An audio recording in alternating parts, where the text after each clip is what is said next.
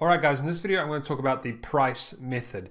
And this is probably, I would say, the easiest way for a beginner to see if a product's going to work or not. Now, a fair warning that you would need a little bit more money for this method, but it's pretty simple and I'm going to lay it out for you really quickly in this video. Okay, so number one, guys, the pricing method. For example, let's use these four examples. Let's say you're selling a product for $10 or $20 or $40 or $60. You'll be selling one of your products within that range. Okay, we're not talking about profit here. We're talking about overall cost of getting that product to the customer and everything. Okay, the price you sell it to the customer.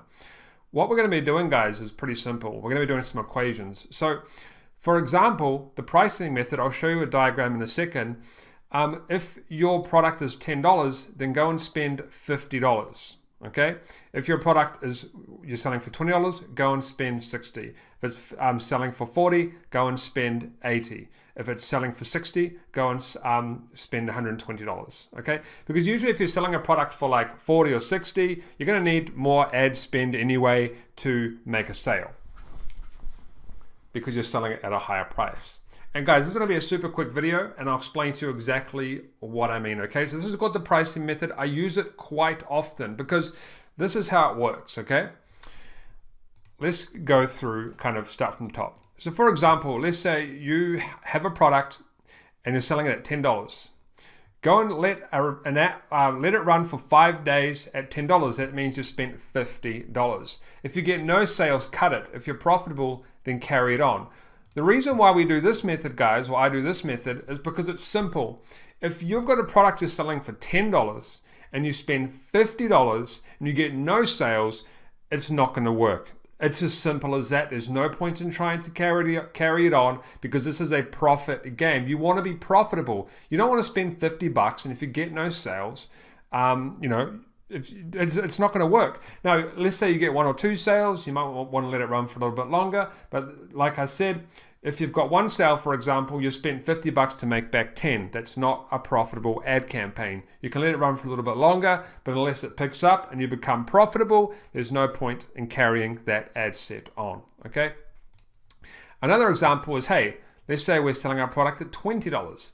Let it run for 6 days on at $10 a day.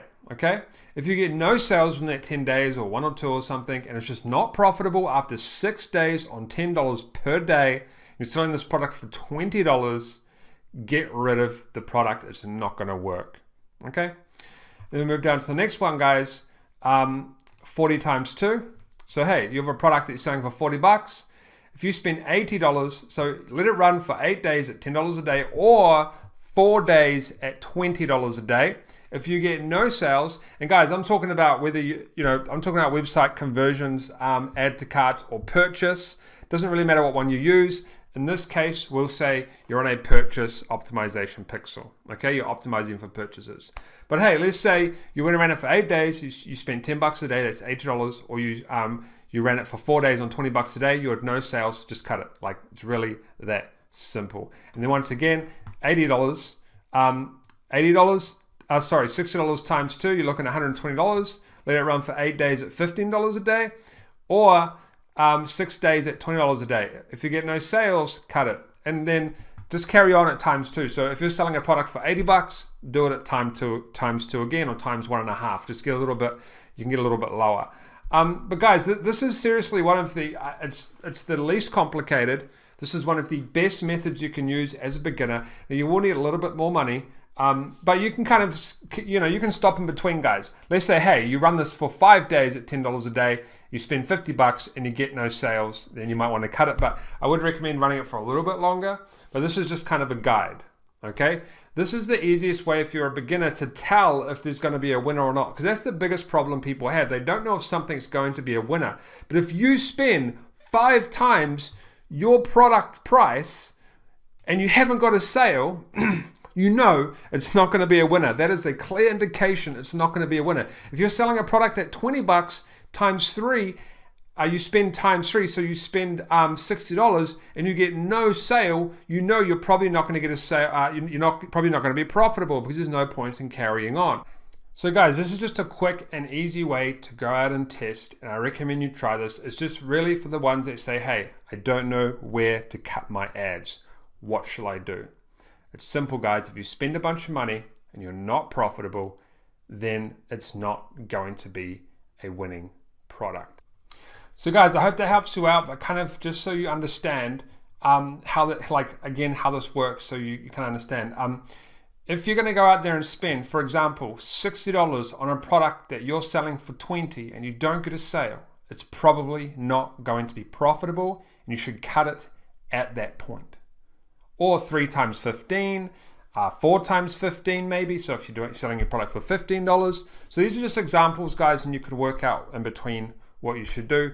But yeah, usually it really just depends, but it comes down to price, guys. Only spend what you're willing to spend. If you're willing to spend $60 to get a sale on even if you're not profitable for a little bit, okay, it doesn't really matter if the ad's going to pick up. But if you run it for 6, 7, 8 days and you're not profitable with this type of method, then it's probably not a good idea to keep the ad running. Let's say, for example, hey, you run it for 6 days. You're even at this point. You're not profitable, but you're even. You've made back some money. You're kind of even. Then keep it running, okay? But just you are the decider of what you should do at the point of, when you're testing. What should you do? Should you cut it or should you keep it going? But this is just kind of an indication on what I would do if I was a beginner with this. I wouldn't worry about stats and data and stuff like that when I'm starting. I'd worry about product price versus how much you spend. Okay, guys, so if you have any questions about this little method here, let me know. I'm sorry it's not too detailed. Doesn't really need to be. It's all laid out on the screen for you.